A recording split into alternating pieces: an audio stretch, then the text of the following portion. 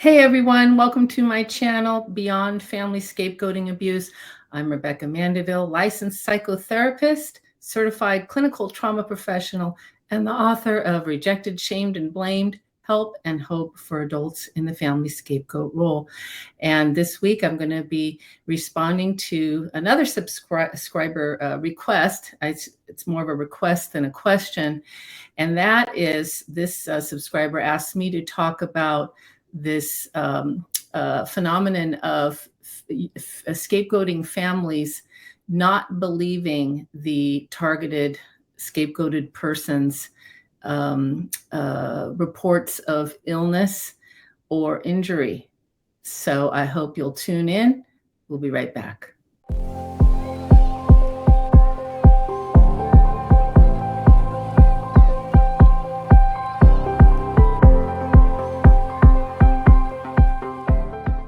I have had a request from a subscriber to talk about this phenomenon of family members not believing the reports of a scapegoated family member that they are ill, sometimes with a chronic illness, or that they've suffered an injury.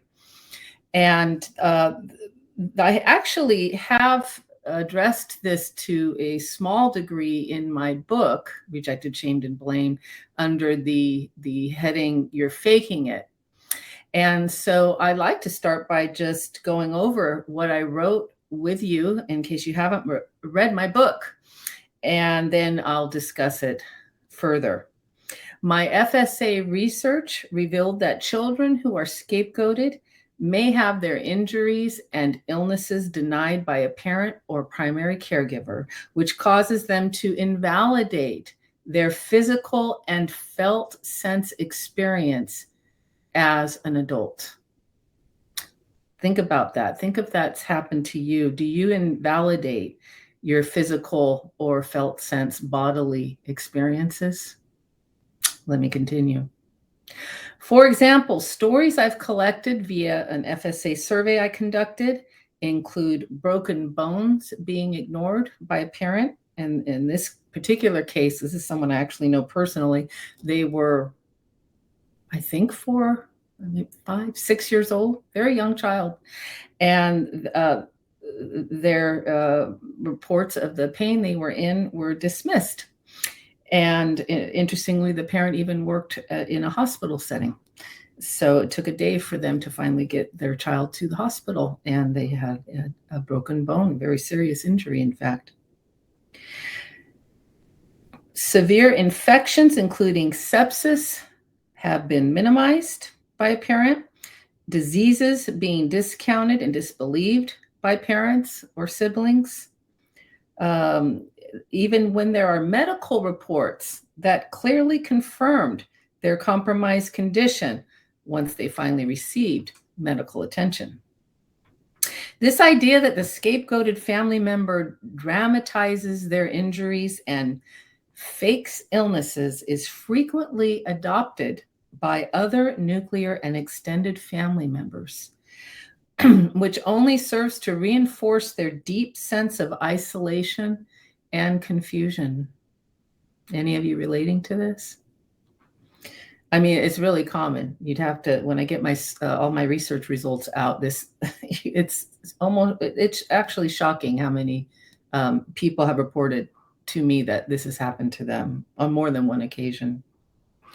Because their physical experiences were invalidated, many FSA survivors report that as adults, they deny their body's distress signals when they are not feeling well, minimize their injuries, and feel a sense of vague or even acute shame. I didn't put in guilt, but guilt also comes up when ill, as if they somehow shouldn't be, or it is a personal failing on their part that they are not well. Many of my clients report that they dread going to the doctor for fear they will again have their injury or illness minimized or dismissed by someone in a position of authority, similar to when they were a child. And many of the FSA survey respondents reported the same thing, by the way.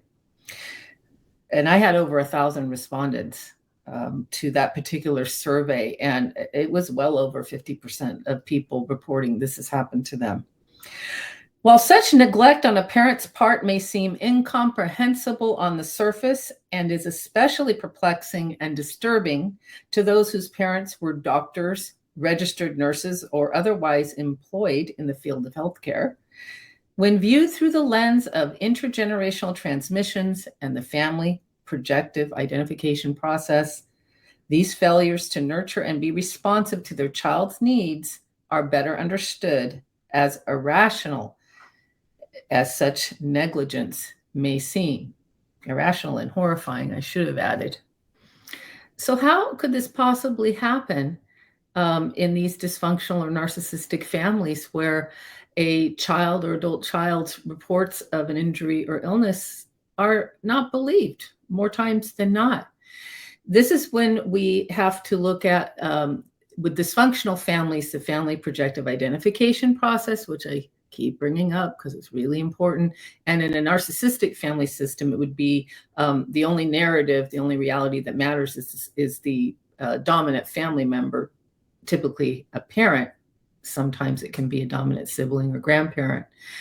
And if your injury or illness is inconvenient for that narcissistic parent, they will do everything not to acknowledge it, and you'll often be told you're faking it, or they'll tell other people you're faking your illness or injury, or that you are being dramatic and highlighting symptoms, making them bigger than they really are to get attention.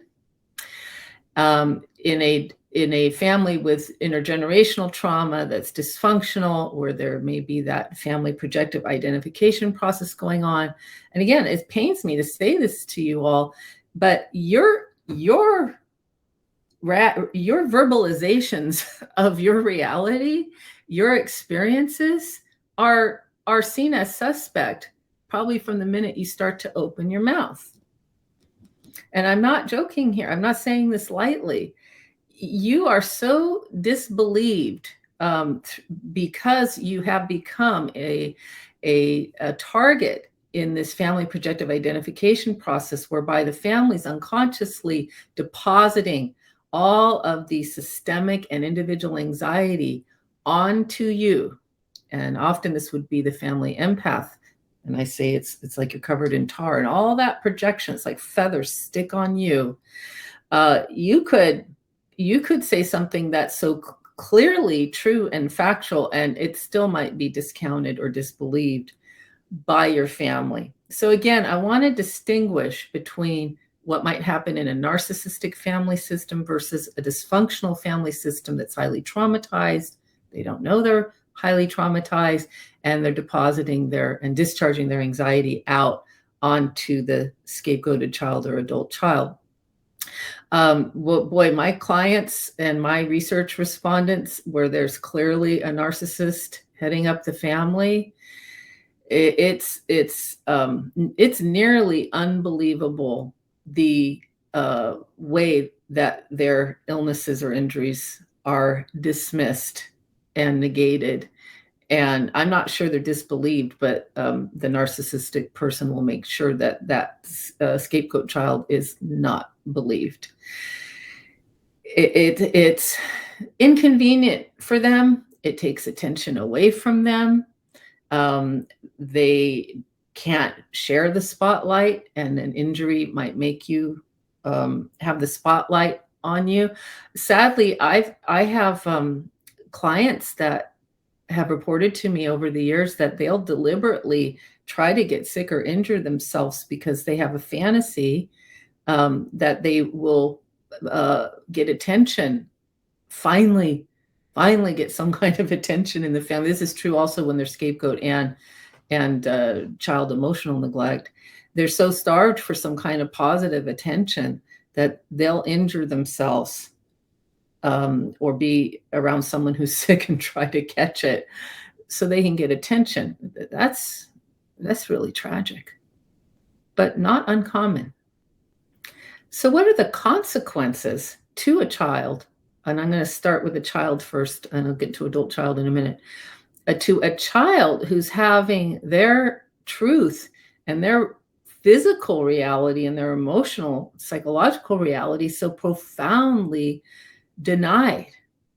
Well, as I said in my book, the biggest consequence I've seen as a therapist is the person will deny and dismiss their own injuries and illnesses, and sometimes it will go years and years and years until something catastrophic happens before they'll go to a doctor or a dentist to get a needed surgery. This could even result in them dying of something they might not have died from if they'd gotten help sooner. So I consider this to be a really serious, critical issue that needs to be discussed more than it is, of what happens when a parent is denying the injury or illness of their own child.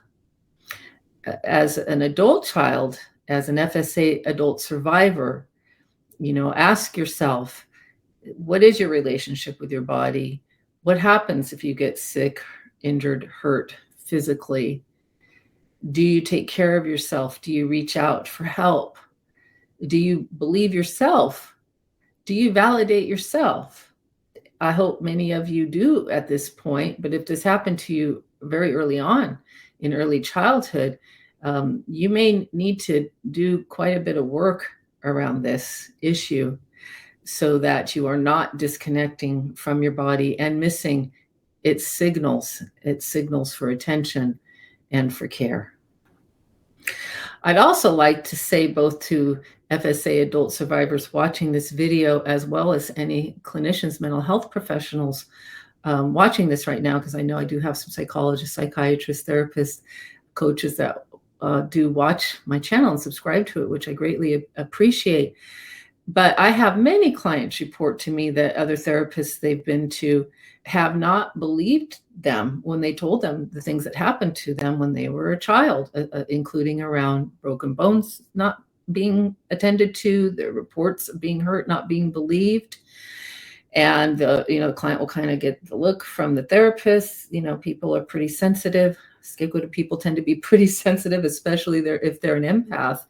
And boy, they can really see in the eyes of that therapist if their report's being believed. So I always like to encourage any therapist watching this, believe these reports unless you have clear reason not to believe.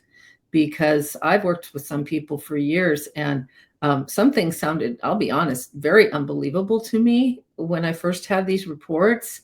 But we were able to validate and establish the truth of what had happened to the client, because the client's often not believing themselves. So they need my help kind of getting some family history, doing their own clandestine research so they can believe their own reality of what they experienced in their childhoods or even as adults.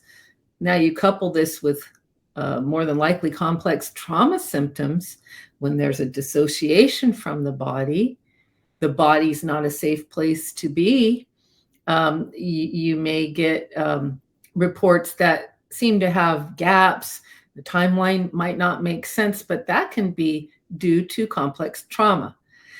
So I always believe my clients until I have a clear reason not to believe them. It's very rare that happens, but if it does, I'll be honest and talk to the client about it and get their thoughts on it, and we'll work together through that. Because I have to be real and authentic when I'm working with people, especially scapegoated people, because they've had their reality denied so much or had a false reality presented to them. It's so important they can feel authentic and they can feel the therapist is authentic, even if that means you have to work through some tough conversations at times. And I've always found my clients were more than willing to do that with me. So I hope that is helpful in regard to this issue of being told you're faking illnesses. You might not be told to your face, but you might hear about it through the back door.